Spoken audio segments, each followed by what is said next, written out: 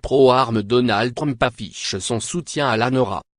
6 semaines après la fusillade de Parkland, en Floride, qui a fait 17 morts, les mots de Donald Trump à l'occasion de la convention annuelle de la National Rifle Association, NORA, le premier lobby américain des armes, étaient scrutés de près.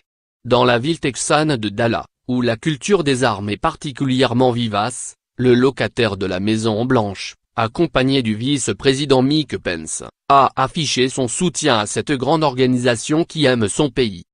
Lire aussi, aux États-Unis, le débat systématiquement avorté sur les armes à feu.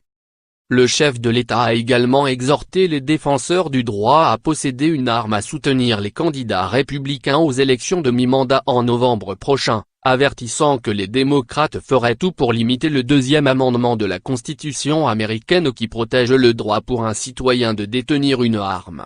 La seule chose qui se dresse entre les Américains est la suppression du deuxième amendement et la présence des conservateurs au Congrès, a-t-il martelé devant une foule de 70 000 personnes. C'est la 4e année de suite que Donald Trump assiste à cette convention. La NORA a largement financé la campagne de Donald Trump en 2016.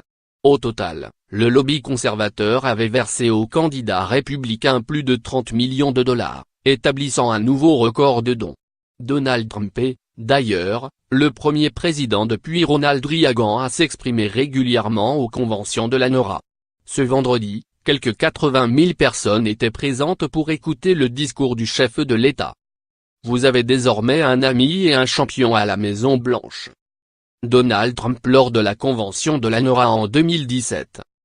En 2017, Donald Trump avait déclaré lors de cette convention, « Vous êtes venu à mon aide, je vais maintenant venir à la vôtre. Vous avez désormais un ami et un champion à la Maison-Blanche. » Cette allocution très commentée avait enterré tout espoir de changement de la législation en faveur d'un contrôle plus efficace des armes à feu. Le discours de ce vendredi s'inscrit toutefois dans un tout autre contexte.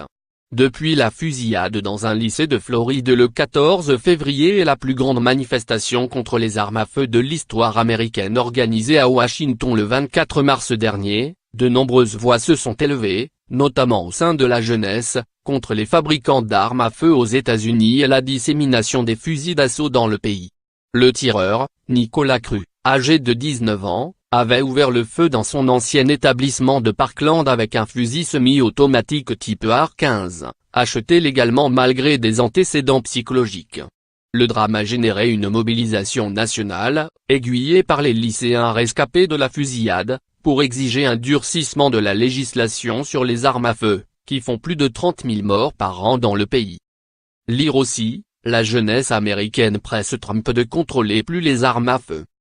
L'émotion suscitée par le drame de Parkland avait même failli ébranler les convictions de Donald Trump, dont les positions sur les armes à feu ont évolué au fil des années. Après avoir épinglé publiquement plusieurs élus républicains pour leur lien avec la NORA, le président républicain, qui se décrit comme un fan de l'organisation, a par ailleurs pris une mesure relativement consensuelle en demandant l'interdiction des bump stocks. Ce dispositif qui permet de tirer en rafale a été utilisé lors de la fusillade la plus meurtrière de l'histoire du pays, 58 morts lors d'un concert de musique country à Las Vegas en octobre 2017.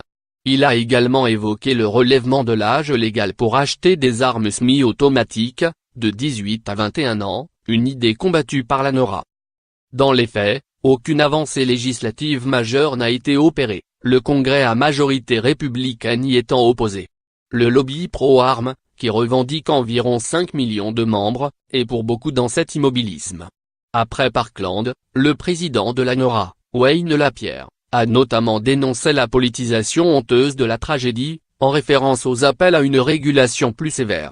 Sa porte-parole, Dana Loesch, fustige régulièrement les médias dangereux qui s'affichent anti-armes. Paradoxalement, les armes ont été bannies du site du meeting organisé ce vendredi, conformément aux ordres du Secret Service, la police d'élite chargée de la protection des hauts responsables aux États-Unis.